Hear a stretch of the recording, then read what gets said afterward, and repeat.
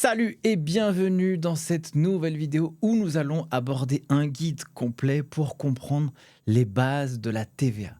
Dans le cadre de cette vidéo, on va comprendre ce que c'est la TVA, comment lire une déclaration de TVA CA3, comment la remplir, comment passer les écritures comptables en lien avec la déclaration de TVA et naturellement une déclaration de TVA que nous allons regarder directement via un logiciel comptable. Si tu ne me connais pas et que tu arrives pour la première fois ici, on parle de comptabilité et gestion pour devenir des profils inarrêtables sur le marché de l'emploi. Cette vidéo est soutenue par Cegid-Loop, acteur majeur de l'écosystème comptable et financier, qui est un outil pour les cabinets d'expertise comptable. Sur ce, je n'ai qu'une seule chose à te dire. Prends place et c'est parti.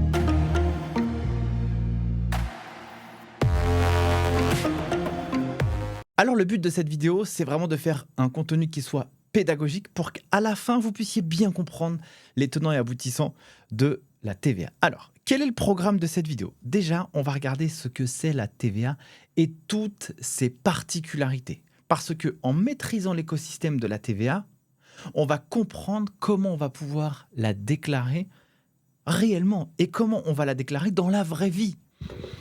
Ensuite, on va apprendre à lire une déclaration de TVA. Partie 3, on va regarder comment on va la remplir en lien avec la comptabilité.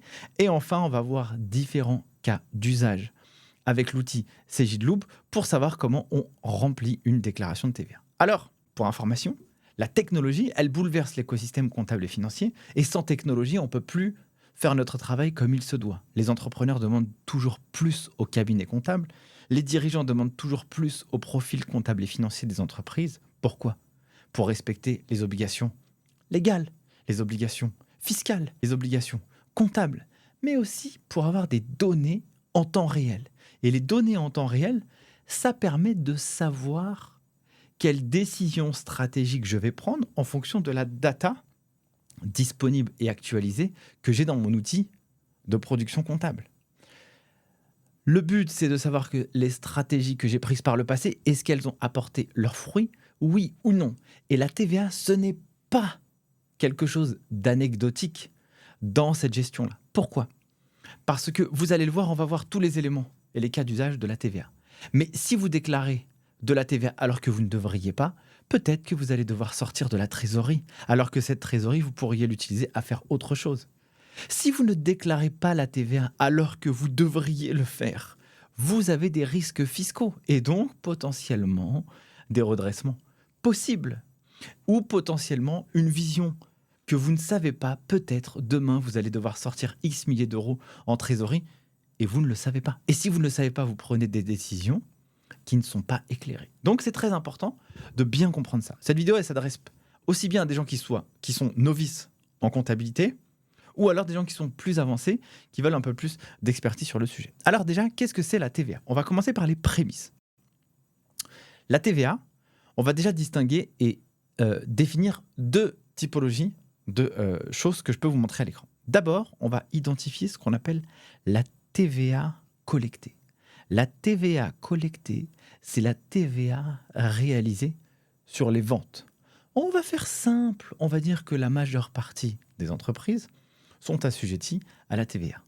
Il y a quelques activités où il y a des subtilités où il n'y a pas de TVA sur les factures ou en fonction du régime de TVA de l'entreprise, on verra ça après. Mais globalement, une entreprise, quand elle va faire une facture à son client, elle va facturer à la fois de leurs taxes, à la fois de la TVA, et la somme de leurs taxes et de la TVA va nous donner le TTC.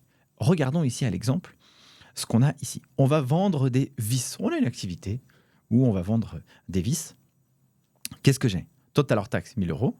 J'ai de la TVA, 200 euros. Et mon TTC, 1 200 euros. Donc, quand le vendeur va faire sa facture, il va avoir sur la facture de la TVA collectée. Inversement, donc la TVA collectée, c'est la TVA sur les ventes. Inversement, nous avons ce qu'on appelle la TVA déductible.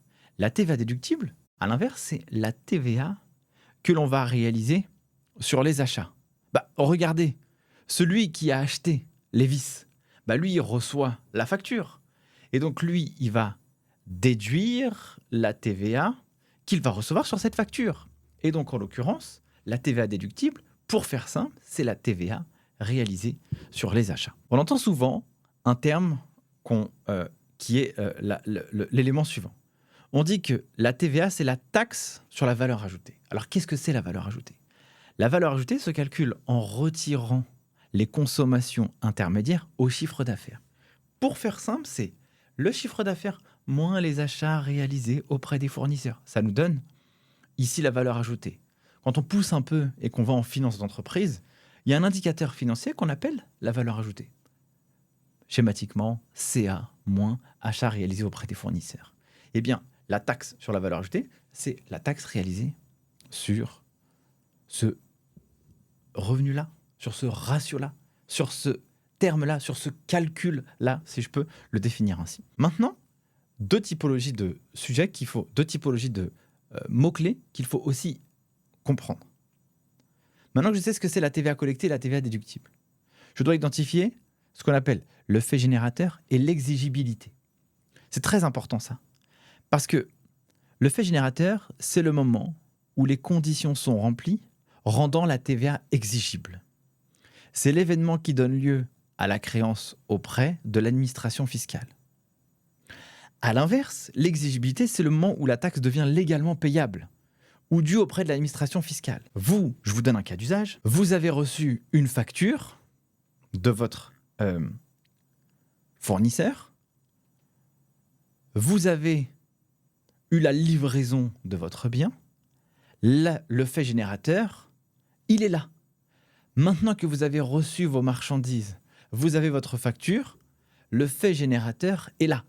Ça veut dire que l'État, dans ce moment-là, vous êtes entré dans les conditions qui permettent au fait que vous puissiez déduire la TVA. Une fois que vous aurez fait votre déclaration de TVA formelle, là, la TVA sera exigible définitivement. Et donc, la TVA sera légalement payable ou due en fonction de si on doit payer la TVA ou recevoir le remboursement de la TVA si on a plus de TVA déductible que de TVA collectée. Maintenant, regardons les différentes options de TVA qu'on a.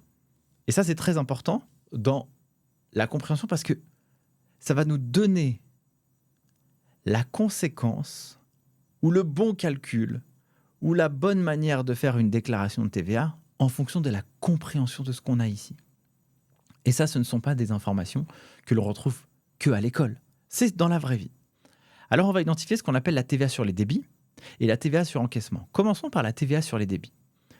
La TVA sur les débits, donc, par nature, toutes les opérations réalisées par l'entreprise sont à déclarer avec le système de TVA d'après les débits. Sauf les prestations de services, les travaux immobiliers et des cessions ou concessions de biens meubles incorporels. Faisons simple, restons sur les prestations de services.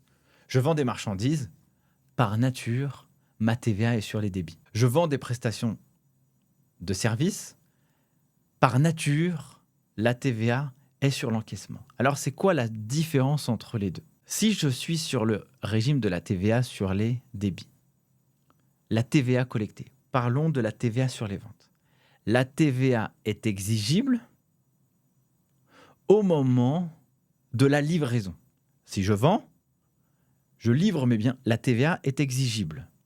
Donc, on fait souvent la facture au même jour, au même moment. Dans la TVA sur les débits, lorsque je fais ma facture, la TVA collectée, l'entreprise doit la reverser à l'État. Parce que en fait, l'entreprise a fait que une activité de, je sais pas, elle fait le collecteur, elle travaille pour l'État. Je fais ma facture à mon client, j'ai une TVA sur les débits, la TVA que j'ai sur la facture, les 200 € que je vous ai montré tout à l'heure, ça, je dois le déclarer à l'État. De l'autre côté, si je suis sur la TVA sur les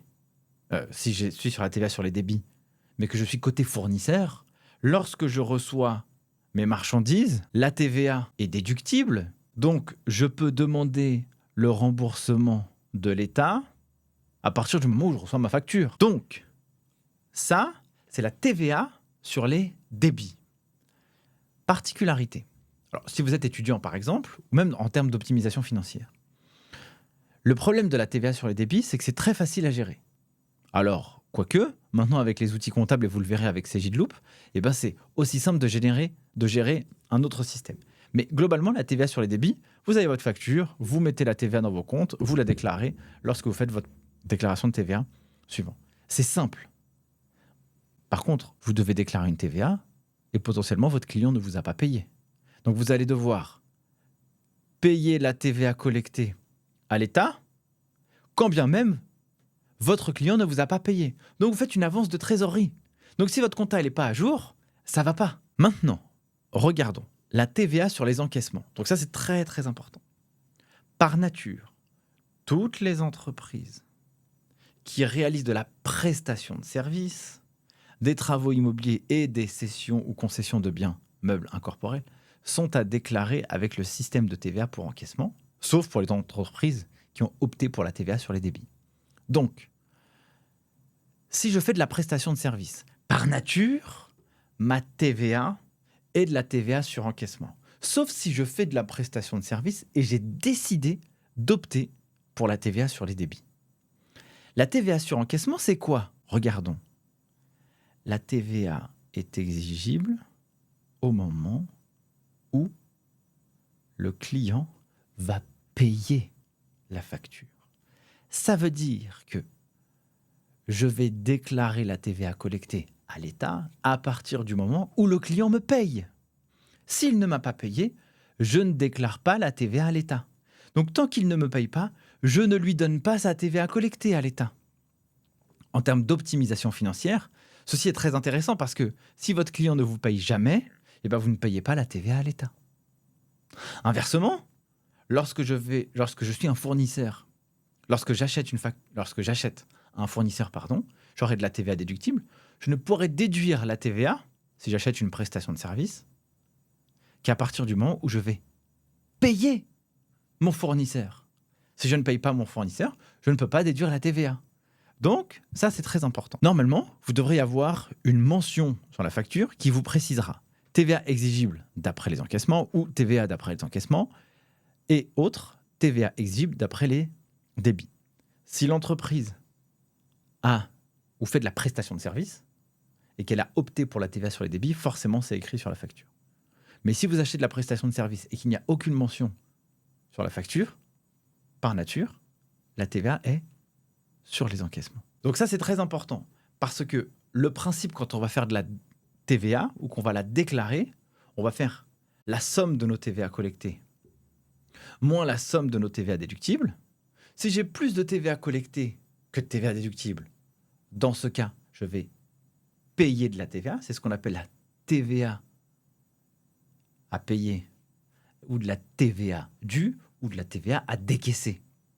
Si j'ai plus de TVA déductible que de TVA collectée, dans ce cas, je vais avoir un crédit de TVA. Mais ce que je dois indiquer dans les TVA à la fois déductibles et collectés, ce sont les TVA qui sont bien exigibles. Et donc, c'est très important de maîtriser cette notion de TVA sur les débits et TVA sur encaissement. Alors, quels sont les différents taux de TVA qui peuvent exister en France au moment où je tourne cette vidéo? Alors, il y a taux normal, taux réduit à 5,5, donc taux réduit à 10 et taux particulier à 2,1%. Je ne vais pas vous faire de détails de ça, c'est juste pour vous donner une vision. Alors, vous pouvez regarder, il y a des différents taux dans le secteur de l'hygiène et de la santé. Je ne vous embête pas avec ça, mais c'était juste pour vous dire qu'il existe plusieurs typologies de taux de TVA. Alors, quels sont aussi les différents régimes de TVA? Vous avez 3 typologies de régimes qui existent aujourd'hui. Alors, au moment où je tourne la vidéo, c'est comme ça. Mais a priori, ça devrait changer. D'ailleurs, il y a eu un boom ou une révolution sur l'abaissement des seuils pour le régime de la franchise de TVA. Ça a fait un pataquès pas possible. Et donc, forcément, le gouvernement a décidé de revenir en arrière. Ils se sont dit, bon, on va négocier, on va discuter un peu plus. On verra ça dans le budget 2026. Bon, en tout cas, au moment où je tourne la vidéo, tant que ce n'est pas validé, c'est comme ça. Si c'est changeant, eh bien, je mettrai une mise à jour en description de cette vidéo pour avoir les nouveaux seuils de franchise réelle, du régime réel simplifié et régime réel normal. Alors, il existe 3 typologies de régimes de TVA. Donc là, je vais aller directement sur le site euh, du ministère de l'économie pour avoir une information à jour. Donc, quels sont les différents régimes d'imposition? Selon le chiffre d'affaires et l'activité, notamment, vous pouvez ou non être concerné par le paiement de la TVA. De même, le calendrier et des déclarations et des paiements de cet impôt varient selon la situation. On retrouve toutes les informations à ce sujet ici. Regardez, là, c'est ce que je vous disais. Projet de loi de finances, bon bref, il y a une histoire. Alors, 3 typologies de régime. Numéro 1, le régime de la franchise en base de TVA. La franchise en base de TVA exonère les entreprises ou sociétés de la déclaration et du paiement de la TVA sur les prestations ou ventes qu'elles réalisent. Donc, qui est concerné? Globalement, si tu fais des livraisons de biens et prestations de services, là, 85 000 euros. Donc, ici, voici la situation lorsque vous êtes en dessous de ces seuils. Si vous êtes en dessus de ces seuils, le régime vous permet de ne pas payer de TVA et donc de ne pas faire de déclaration. C'est pour aussi faciliter les petites entreprises avec la gestion administrative et financière. Pas besoin de se casser la tête. Par contre, en contrepartie, parce que tu dois payer quand même, si vous en bénéficiez, vous ne pouvez pas facturer la TVA à vos clients, ni pratiquer de déduction de TVA sur vos achats. Ça veut dire que quand vous allez facturer à vos clients, vous facturez non pas du hors-taxe, de la TVA et du TTC, vous facturez que le hors-taxe. En revanche, quand vous allez acheter à vos fournisseurs, eux, ils vont vous envoyer une facture avec du hors-taxe, de la TVA et du TTC. Vous serez en franchise de TVA, vous ne pourrez pas récupérer cette TVA que vous allez payer. Alors, sur option, vous avez la possibilité d'opter pour un régime afin d'être soumis à la TVA. Par exemple, vous avez le régime simplifié. Le régime simplifié, il s'applique en fonction des seuils dans lesquels vous êtes dans votre chiffre d'affaires annuel, entre 85 000 et 840 000 euros pour les prestations de vente de marchandises, tout ça, entre 37 500 et 254 000 euros pour les activités de prestation de services. Donc si vous êtes dans ces seuils, vous êtes sur le régime simplifié de TVA. Et ça, ce régime simplifié de TVA, il a pour vocation à quoi? En régime simplifié, comment et quand déclarer? Il y a 2 acomptes provisionnels semestriels à faire. Donc, vous allez devoir faire un acompte sur la TVA en juillet, un acompte en décembre. L'acompte en juillet doit être égal à 55% de la TVA due l'année dernière. Donc, l'année dernière, si vous aviez une TVA de, 10 000 euros, 10 000 fois 55 divisé par 100, naturellement, ça fait 5 500.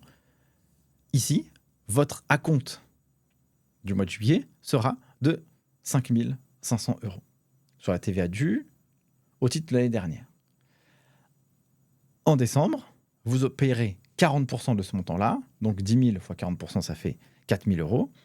Et puis, au mois de mai de l'année suivante, vous ferez une déclaration officielle où vous déterminerez l'ensemble de vos TVA collectés, moins l'ensemble de vos TVA déductibles. Ça vous donnera un montant de TVA auquel vous déduirez ces acomptes. Si vous devez payer un peu plus, vous payerez un peu plus. Et si on vous doit, eh bien, ce sera un crédit de TVA. Voilà pour cette partie. Et puis après, vous avez le régime réel normal de TVA. Là, c'est en gros une TVA chaque mois à réaliser si vous êtes au-dessus de ces seuils. Naturellement, même si vous êtes en dessous de ces seuils, vous pouvez opter pour le régime supplémentaire ou supérieur. Moi, je trouve que le régime réel, il est bien parce qu'il vous oblige à faire votre TVA tous les mois. Et donc, ça vous permet d'avoir une data financière qui est claire et vous savez, en termes de trésorerie, ce que vous avez vraiment. Parce que la TVA, vous la déclarez au fur et à mesure. Si vous devez payer de la TVA alors que vous ne le faites pas, mais vous allez forcément le faire peut-être demain, en tout cas, c'est intéressant de le savoir. Voilà pour les différents régimes de TVA. Alors maintenant, une entreprise, qu'est-ce qu'elle fait? Elle va aussi travailler avec des partenaires qui ne sont pas forcément que dans le territoire français. Elle va travailler avec des partenaires qui sont aussi à l'étranger. Et donc là, c'est ce qu'on appelle les échanges internationaux. Alors, on va en identifier plusieurs typologies. Tout d'abord, les exportations. Exportation, il s'agit des ventes réalisées par l'entreprise hors de l'Union européenne. Donc, quand l'entreprise va facturer à une entreprise française, une entreprise française va facturer à une entreprise chinoise, elle va envoyer sa facture, ou en Afrique du Sud, pour des cacahuètes par exemple, elle va facturer le hors-taxe, mais elle ne mettra pas la TVA sur la facture. Donc, dans le cadre des exportations, on ne mettra pas de TVA sur la facture. Par contre, pourquoi je vous dis ça? C'est que cette information devra être indiquée dans la déclaration de TVA. Donc, c'est pour cette raison que vous devez le connaître. Donc, les exportations, pas de TVA sur la facture. Maintenant, parlons des importations. Il s'agit des achats réalisés auprès de tiers, hors de l'Union européenne. Donc, moi, entreprise française, j'achète à une entreprise à Madagascar. Il n'y a pas de TVA sur la facture.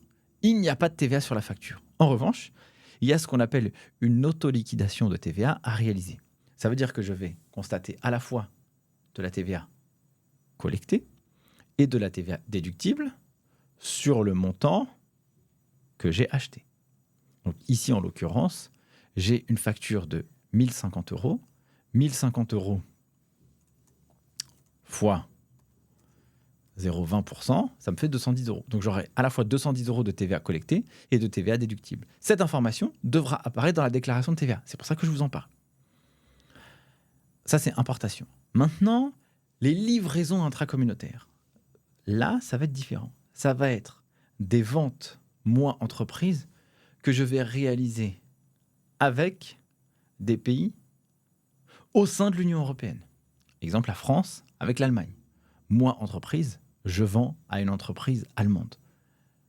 Je ne mettrai pas de TVA sur la facture, sous réserve que l'entreprise me donne son numéro de TVA intracommunautaire. Donc là, ici, je vends Tesla à Paris, vend à Spaces au Portugal, des gobelets pour 1200 euros, pas de TVA sur la facture. Livraison intracom. C'est une information que je devrais mettre dans la déclaration de TVA. Mais je n'ai pas de TVA sur la facture, vous voyez. Maintenant, je parle des acquisitions intracommunautaires. Là, ça va être des achats que je vais réaliser auprès des pays au sein de l'Union européenne. Il n'y a pas de TVA sur la facture. Naturellement, si on a bien fourni notre numéro de TVA intracommunautaire, là, je vais faire comme les importations. Je vais faire de l'auto-liquidation de la TVA. Donc, j'aurai à la fois de la TVA déductible et de la TVA due intracommunautaire. Sur lequel montant? Sur le montant que j'ai sur la facture. Voilà globalement pour les prémices de la TVA. Si je récapitule, qu'est-ce qu'on a? On a de la TVA collectée et de la TVA déductible. La différence entre la TVA collectée et la TVA déductible nous donne la TVA soit à décaisser, à payer, soit le crédit de TVA si j'ai plus de TVA déductible que de TVA collectée. Pour indiquer les montants et mettre les bons montants de TVA que je vais devoir déclarer, je devrais savoir si j'ai des opérations en France, au sein de l'Union européenne ou hors de l'Union européenne. Importation, exportation, livraison, acquisition intracommunautaire. Je devrais aussi faire cette distinction entre la TVA sur les débits et la TVA sur encaissement. Si j'ai ces prémices-là, il n'y a pas de problème, je suis dans les bonnes dispositions pour la suite. Alors, comment lire une déclaration de TVA maintenant? Je vais essayer de vous zoomer ça pour que ce soit plus simple. Alors, donc là, on est sur l'outil CJDLoop. Et donc, je vous mets ça ici. Alors, voici ici une déclaration CA3. Il y a plusieurs opérations. Il y a les opérations réalisées, le décompte de la TVA payée, et donc ça se fait en deux parties. Partie 1 et partie 2. Regardons la partie 1 déjà. Alors je vais devoir indiquer l'ensemble des prestations qui sont taxées. Donc, quelles sont les ventes ou prestations de services que je vais réaliser? Je vais indiquer ici la base hors taxe qui va me permettre ou qui m'a permis de déterminer ma TVA collectée. Ici, si j'ai une activité de vente de marchandises, ça va être ma facturation du mois. Toutes les factures que j'ai réalisées sur le mois de mai, hop, la somme totale de mon chiffre d'affaires, 100 000 euros, 100 000 euros, ce sera ici. Ah, si j'ai une activité mixte, je fais à la fois des prestations de services et je vends des marchandises. Les prestations de services, ici, si par exemple j'ai facturé pour 50 000 euros, mais hors taxe, mais il n'y a que des clients qui m'ont payé pour 10 000 euros, Dans ce cas-là, dans cette case-là que vous voyez ici, vente et prestations de services, je ne mettrai que les 10 000 euros. Parce que la TVA est exigible à partir du moment où le client me paye. Il m'a payé, alors je peux déclarer. Il ne m'a pas payé, donc je ne déclare pas. Dans mon exemple où je vous dis que j'ai 50 000 euros de facturé, j'ai 40 000 euros que je ne mettrai pas là-dedans. Mais comme il y a 10 000 euros qui m'ont été payés par mes clients, je peux déclarer mes 10 000 euros. Les 40 000 euros sera sur une prochaine déclaration au moment où ils vont payer. L'avantage, c'est qu'avec un outil comme CJDLoop, cette déclaration, ça vient tout seul. Hein. Mais ça nécessite un bon paramétrage de la TVA et une tenue de la comptabilité qui soit à jour. Parce que sinon, ce ne sera pas juste ce qui sera indiqué dans la déclaration. Et ça sera juste si vous faites bien votre compta. Ensuite, qu'est-ce qu'on a d'autre ? Ici, regardez, vous avez les acquisitions intracommunautaires. Là, je vous montre les éléments qui sont importants. Acquisitions intracommunautaires. Vous avez également les importations. Rappelez-vous, je vous dis que dans les acquisitions intracommunautaires et dans les importations, on va faire ce qu'on appelle de l'autoliquidation de la TVA. Donc, il sera logique que j'indique les éléments ici. Parce que j'aurai à la fois de la TVA collectée, la TVA due, et la TVA déductible. Donc, je dois déclarer les acquisitions ou importations que j'ai réalisées. Et ça, c'est dans ma déclaration de TVA. En face, je dois également indiquer, par exemple, les exportations que je vais réaliser. On voit les opérations qui sont non taxées. Opération, je ne vous fais pas un détail de tout, je vous donne juste le 80-20 qui est important pour toutes les entreprises. Vous allez exporter vos marchandises à l'étranger. Il faudra indiquer ici exportation hors UE. Rappelez-vous, on a vu juste avant que dans les opérations internationales, les exportations, pas de TVA sur la facture.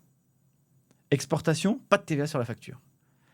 Livraison intracommunautaire, pas de TVA sur la facture. Je l'indique ici. Exportation hors UE. Qu'est-ce que j'ai d'autre ? Livraison intracommunautaire. Voilà.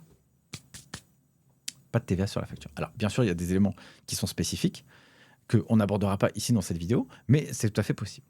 Voilà pour cette partie de la déclaration de TVA. Donc ça, ici, avec CJDLoop, c'est quelque chose qui se remplit automatiquement quand vous tenez votre compta. On verra quelques petits cas d'usage juste après, directement dans l'outil.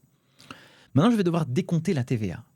Je vais décompter la TVA brute, donc finalement, toutes mes TVA collectées, toutes mes TVA dues. Eh bien, ça va être la somme totale de cette partie-là. Opération hors taxe réalisée. Alors naturellement, si je n'ai que des opérations à 20% taux de TVA, c'est pour ça que je vous parlais de ça tout à l'heure. Des opérations auto-réduits 5,5, des opérations auto-réduits à 10%, par exemple. Un autre taux, des anciens taux, etc. Eh bien, je pourrais ici remplir les opérations dans chaque ligne en fonction des caractéristiques de l'entreprise. Ici, c'est simple. Donc, je prends la somme totale ici, je le mets ici directement. Si j'avais des importations, naturellement, je le mettrais là pour que ce soit aussi bien dissocié. Et puis, je calcule ma TVA collectée. Ça me donnait un montant total. Attention, je devrais aussi indiquer, donc là, les opérations sur acquisition intracommunautaire. Là, si j'ai acheté au sein de l'Union européenne, j'aurai un montant ici, dont TVA sur acquisition intracommunautaire. En l'occurrence, j'en ai pas ici, dans le modèle que je vous présente sur la déclaration de TVA CJDLoop. Mais juste après, je vais vous montrer un cas d'usage très précis sur comment on va comptabiliser une déclaration de TVA avec un sujet d'examen qui est tombé au DCG, par exemple, qui a un niveau licence. Voilà pour cette partie. Maintenant, regardons la partie TVA déductible. Alors, sur la partie TVA déductible, je vais indiquer ici, donc ça, c'est encore une fois dans l'outil CJDLoop, ça va se calculer automatiquement. À l'époque, on faisait ça à la mano, hein. Donc, c'était pas aussi simple que ça. Maintenant, c'est cool avec ce genre d'outil. TVA déductible. Donc là, ça va être l'ensemble des TVA qui sont exigibles, que je peux déclarer à l'État. Si par exemple, j'ai acheté des marchandises par nature, la TVA, c'est sur les débits. Donc, je vais mettre dans ces cases-là, ici, en l'occurrence, par exemple, ligne 20, TVA autres biens et services, TVA sur ABS, je mettrai dans cette case les factures d'achat ou la TVA sur les achats que j'ai réalisés sur mes marchandises. Et si j'ai acheté de la prestation de service, je mettrai dans cette case uniquement les achats sur lesquels j'ai payé mes fournisseurs, parce que je pourrais le déclarer. Donc là, simplement, j'ai la TVA sur autres biens et services. Si vous achetez des IMO, vous devez l'indiquer aussi. Et puis, par exemple, si vous avez un crédit de TVA, la précédente déclaration que vous aviez le mois dernier, vous n'avez pas eu le remboursement de l'État, vous pouvez reporter le crédit de TVA sur la déclaration en cours. Ici, ça me donnera la somme totale de ma TVA déductible. Et attention, il y a la TVA déductible sur les importations. Si vous importez, rappelez-vous, je vous ai dit qu'il y a l'auto-liquidation de la TVA. Lorsque vous importez et lorsque vous faites une acquisition intracommunautaire. Faites gaffe, acquisition intracom, le montant de la TVA serait aussi dans le montant, dans la ligne 20, autres biens et services. Maintenant que vous avez la somme de vos TVA collectée, moins la somme de vos TVA déductibles, et bien là, on va voir si vous avez soit une TVA payée, soit un crédit de TVA. Donc, pour faire simple, regardez, TVA payée, c'est si vous avez plus de TVA collectée que de TVA déductible. Crédit de TVA, c'est si vous avez plus de TVA déductible que de TVA collectée. Voilà comment on regarde une déclaration de TVA et voilà succinctement comment ça se remplit comme ça. Hop. Maintenant, je vous montre un sujet d'examen du DCG pour que vous puissiez aussi vous appréhender dans la vraie vie. Comment on comptabilise ça?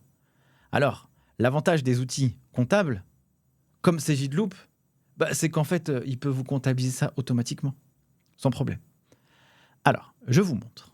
Ici, vous avez une déclaration de TVA, un extrait de déclaration de TVA. Donc, vous avez deux parties, hop, et on va devoir enregistrer ces deux parties. Et tout ce que je vous dis juste avant, vous mettrez du sens dans la lecture des écritures comptables.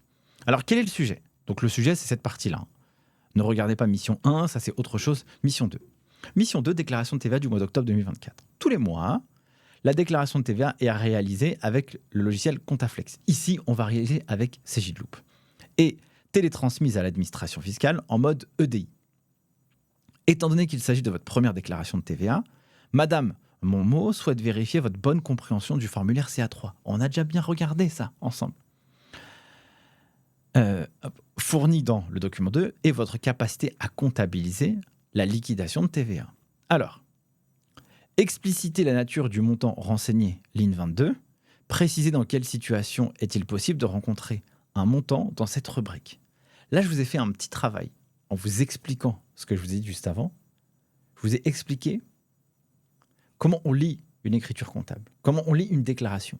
Normalement, par vous-même, vous devriez être capable de répondre à cette question. Donc là, on voit ici les éléments, les opérations qui ont été réalisées. Vous avez ici les opérations de la TVA payée et vous avez ici les opérations de la TVA déductible. Donc, on vous a dit quel est le montant correspondant à la ligne 22. Report du crédit de TVA apparaissant dans la précédente déclaration. Ça veut dire quoi, ça? Je vais me le corriger, quand même. C'est, en réalité... non, je ne vous ai même pas mis le corriger ici. En fait, en réalité... Je vais me le corriger? Non. Pour cette question, je ne vous ai pas mis. Dans quelle situation est-il possible de rencontrer ce montant? La situation dans laquelle il est possible de rencontrer ce montant en ligne 22, qui est là, c'est que le mois dernier, vous aviez plus de TVA déductible que de TVA collectée. Et donc, l'État, dans ce sens, vous devez la TVA. OK? Maintenant, passons à autre chose. Décrire l'impact. Donc là, on va devoir enregistrer l'écriture comptable.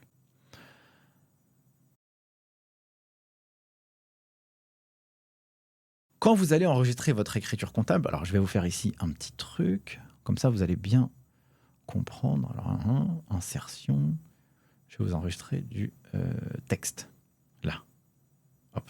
Quand vous allez enregistrer une facture de vente, vous allez enregistrer 411 1200 €.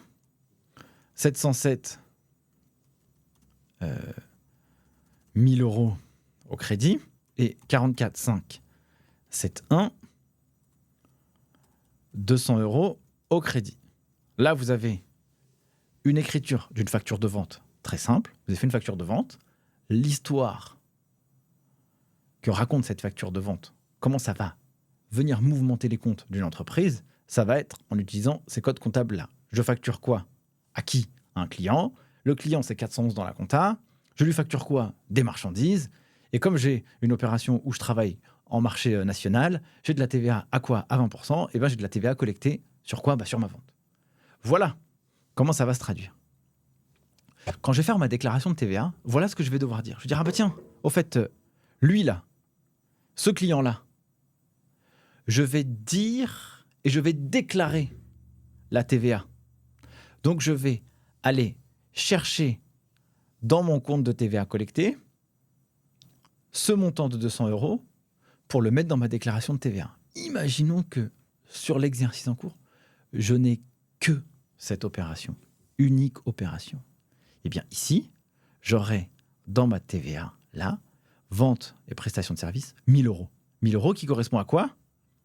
À mon écriture comptable que j'ai ici, là. Alors, qu'est-ce que je suis en train de faire là?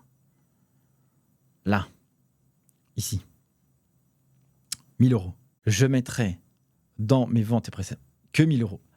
À ce moment-là, je suis en train de dire à Monsieur l'État, je viens de te déclarer la TVA sur les 1000 euros que j'ai facturés à mon client. Eh bien, lorsque je vais enregistrer mon écriture comptable, ce que je vais devoir faire, c'est que je vais devoir solder le compte de TVA en question, donc en l'occurrence, le compte de TVA collecté, sur la partie des éléments que je vais déclarer. Ça veut dire que quand on me demande ici de comptabiliser cette déclaration de TVA, si je prends uniquement ce cas d'usage, regardez, je prends en exemple que la TVA collectée, c'est 200 euros, eh bien, c'était au débit. Quand je vais constater mon écriture comptable, la mettre au crédit. Ça veut dire que je vais solder mon compte de TVA collecté sur la part que j'ai décidé de déclarer. OK, les amis? Et la contrepartie, là, il y aura plusieurs codes comptables. Cela, je vais juste vous les expliquer avec la déclaration de TVA qu'on a ici. Mais si on pense que je dois faire une autre écriture, l'autre écriture, je vais ici solder mon compte de TVA collecté, débit. Et si je considère que je n'ai que ça à payer, je vais utiliser un compte qu'on appelle TVA à décaisser, 44 511. 551, pardon. Ça, c'est mon côté un peu dyscalculié. Je suis désolé, je confonds beaucoup les chiffres quand je les lis. Dans mon cerveau, je les comprends bien, mais quand je les dis avec ma bouche, je peux avoir des différences. Voilà. Donc ici, le principe de l'écriture de déclaration de TVA, c'est ça l'écriture de déclaration de TVA. Celle-là. Je l'ai fait simplifier parce que j'ai dit que j'avais que ces deux opérations. Et ça a pour vocation de solder mon compte de TVA collecté et d'aller mettre tout ça dans ma TVA à payer. Et puis le jour où je vais payer ma TVA, là j'envoie ma TVA à l'État via EDI avec l'outil Cegid-Loop, je peux le faire. Et voilà ce que je vais faire. Je vais payer quoi? Ma TVA. Avec quel code comptable? 512. Banque. Je paye avec quoi? Et mon argent, il sort. Et là, j'aurai soldé mon compte de TVA à payer. Et l'argent sortira de ma trésorerie pour 200 euros. Je fais mon écriture, je la déclare dans ma déclaration de TVA et je paye si je dois payer. OK, les amis? Voilà pour cette partie. Donc maintenant, comment remplir une déclaration de TVA en lien avec la comptabilité, mais c'est plutôt comment la comptabiliser, cette déclaration de TVA. Parce que vous avez compris que toutes les informations que je suis parti chercher, je les ai trouvées dans la compta. Donc ici, qu'est-ce que j'ai? J'ai déclaré 50 000 euros. J'ai des acquisitions intracommunautaires pour 20 000 euros. Donc j'ai une TVA ici collectée à déclarer de 70 000 fois 20%, ça me fait 14 000. Je fais la somme totale. Bon, là, on a simplifié la déclaration de TVA parce que c'est un cas d'examen. Par rapport à ce que je vous ai montré dans la déclaration de TVA de l'outil Cegid-Loop, mais c'est le millésime qui est en vigueur à l'instant T. Dont TVA sur acquisition intracommunautaire. Voilà. La TVA sur acquisition intracommunautaire, elle correspond à ces 20 000 euros. 20 000 fois 0,20, ça nous donne 4 000 euros. Et donc, j'ai 14 000 euros de TVA collectée, dont 4 000 euros de TVA due intracommunautaire. Maintenant, je passe, là, j'ai aussi les exportations hors UE. Je passe ici sur autres biens et services. J'ai 11 500. Sur ces 11 500, comme j'ai de la TVA déductible collectée, comme j'ai de la TVA due intracommunautaire, forcément, j'ai de la TVA déductible intracommunautaire. Et donc, j'avais 4 000 ici. Donc, forcément, dans ce montant-là, j'ai 4 000 euros aussi de TVA due intracommunautaire. J'ai de la TVA déductible pour la différence, mon crédit de TVA, la somme totale de mes TVA déductibles, et j'ai une TVA nette ici à payer de 1 500 euros. Avec l'outil Cegidloop, quand j'ai ça, là je vous montre la partie théorie, mais avec l'outil Cegidloop, ça, hop, vous pouvez le comptabiliser directement. Et en fait, il va vous générer cette écriture comptable que je suis en train de vous montrer là. 10 000 euros de TVA collecté qui correspond à ces 14 000 moins les 10 000. OK ? 10 000 euros de TVA collectée. Ah, TVA due intracommunautaire. 4 000 qui correspond à ce montant-là. OK ? Ensuite, j'ai ma TVA sur autres biens et services. Pour combien ? 7 500. Pourquoi 7 500 ? Parce que je vous ai dit que ici, TVA déductible sur autres biens et services, 11 500. Comme ça, je vous montre à la calculatrice. C'est facile à calculer de tête, mais je vous le montre. Moins 4 000 euros de TVA déductible intracommunautaire, ça me donne 7 500. Et je le passe de l'autre côté aussi, 7 500. TVA déductible intracommunautaire pour 4 000 euros. Je solde mon compte de crédit de TVA pour 1 000 euros. Et la différence que j'ai à la fin, c'est mes 1 500 euros de TVA à décaisser, qui correspond finalement au montant que je dois ici. En fait, finalement, c'est un peu le montant de ma facture, quoi. C'est comme si que c'est un peu le montant de ma facture. Donc, j'espère que c'est clair pour vous. Pour info, l'écriture de TVA n'a aucun impact sur le bilan et le compte de résultat. Par contre, le fait de faire ce travail régulièrement vous permet de savoir est-ce que vous avez un crédit de TVA ou est-ce que vous avez une TVA à décaisser et pour quel montant. Le fait de le suivre souvent et d'avoir des outils qui vous permettent de savoir en temps réel quel est le montant que vous devez, c'est super facile. Donc, regardons maintenant la partie TVA dans l'outil directement Cegidloop avec plusieurs cas d'usage que je vais vous proposer. Alors, on va se mettre ici directement sur l'outil. Ce qu'il faut considérer, c'est que normalement, on doit avoir réalisé la comptabilité tout au long du mois, chaque jour, pour que ce soit rapide à faire. Alors naturellement, sur Cegid, en voulez-vous, en voilà, il y en a plein de choses. Hein. Vous pouvez faire la compta, vous pouvez faire la trésorerie, la facturation, la paye, les immobilisations, le dossier de révision. Ah, nous, on va se concentrer sur le volet plutôt déclaratif. On considère que vous avez bien fait la comptabilité. Donc, on va aller directement dans l'outil déclaration de Cegid. Allez, TVA. Vous avez ici un tableau de bord. Dans ce tableau de bord, c'est important parce qu'il va nous donner des ensembles d'informations avec « Oh, fais gaffe, il y a peut-être des anomalies. Oh, fais gaffe, tu as des documents à valider. Oh, regarde, tu as l'historique des documents validés sur les ventes, les achats, les banques. Oh, fais gaffe. Tu dois vérifier des choses pour t'assurer que tu dois solder tes comptes. Oh, fais gaffe, tu as des comptes de la classe 7 sans taux de TVA. Oh, fais gaffe. Et donc, là, c'est intéressant parce que l'outil, il est proactif pour vous aider à faire une bonne déclaration de TVA. Ce que je peux faire, c'est que je peux vous montrer aussi comment on comptabilise. La comptabilisation, c'est en fait hyper simple en réalité. Je n'ai qu'à double-cliquer. Je peux regarder la facture en question, la zoomer. OK, c'est des ampoules. On m'enregistre ça en 603, pas de problème. Mon taux de TVA, en l'occurrence, ça, c'est parfait.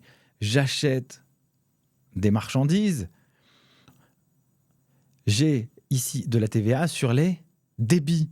Le fait que je vais enregistrer ça, je vais la comptabiliser. Ceci va venir nourrir ma déclaration de TVA dans la partie débit, dans la partie TVA déductible plutôt. Le fait que j'ai ce tableau de bord, ça me permet finalement en fait aussi d'aller lettrer les comptes, qu'ils soient clients ou fournisseurs. Du coup, en allant directement à l'intérieur, je peux m'assurer que par exemple, si le paiement a été effectué, je ne sais pas, vous avez une facture de 1800 € et que vous avez eu un paiement uniquement de 1000 €, eh bien, le fait de l'imputer, alors que c'est par exemple une prestation de service, eh bien, l'outil pourra aller le mettre directement dans la déclaration de TVA que vous avez ici à l'écran. Cette déclaration de TVA, elle est calculée automatiquement.